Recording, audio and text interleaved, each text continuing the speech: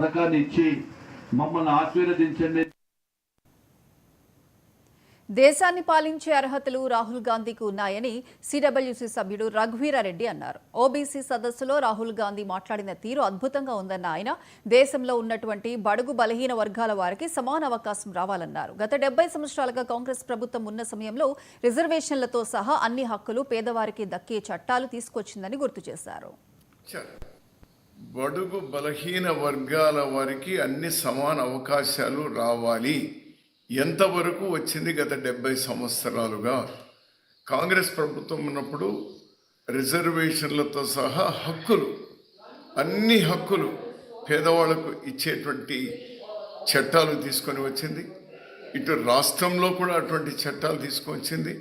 ఎంతో చేయగలిగిన, ఇంకా ఎంత చేయాలి, ఇంకా త్వరితగతిగా అందరినీ సమాన విధంగా చేయాలి.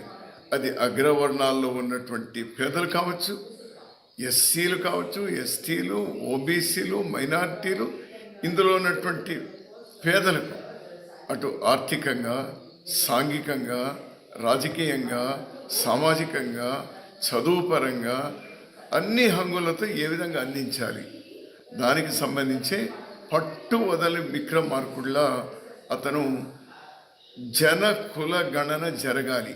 కేంద్ర ప్రభుత్వం కూడా దానికి అంగీకరించింది. కొద్దిగా ఆలస్యమైన నిన్న మొన్న ఢిల్లీలో రాహుల్ గాంధీ గారు ఈ దేశంలో ఉన్న ఓబీసీలకు సంబంధించినటువంటి 2 సదస్సుల్లో మాట్లాడినటువంటి ప్రసంగం అద్భుతం, అమోఘం.